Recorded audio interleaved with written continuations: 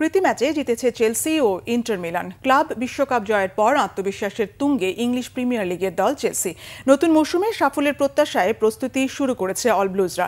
সেই ধারাবাহিকতায় 4 সপ্তাহ পর মাঠে নেমে প্রীতি ম্যাচে জার্মান ক্লাব বায়ার লেভারকুসেনের বিপক্ষে জয় তুলে নেয় তারা। স্ট্যামফোর্ড ব্রিজে ম্যাচের 18তম মিনিটে গোল করে দলকে এগিয়ে দেন 18 বছর বয়সী ব্রাজিলের বিস্ময় বালক এস্তেভাও। কোল পালমারের নেয়া শট লেভারকুসেনের গোল বারে লেগে ফিরে আসে।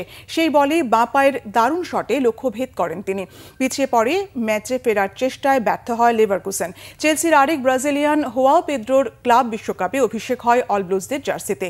90তম মিনিটে দুর্দান্ত হিটে প্রতিপক্ষের জাল কাঁপান পেদ্রো। 2-0-তে ম্যাচ জিতে নেয় চেলসি। মৌসুম শুরুর আগে আর মাত্র একটি প্রস্তুতিমূলক ম্যাচ খেলার সুযোগ পাবে চেলসি। ম্যাচটি হবে এসি মিলানের বিপক্ষে। ক্রিস্টাল প্যালেসের বিপক্ষে ম্যাচ দিয়ে ইংলিশ প্রিমিয়ার লিগে নতুন মৌসুম শুরু হবে অল ব্লুজদের। এদিন মোনাকোকে 2-1 গোলে হারিয়েছে ইন্টার মিলান।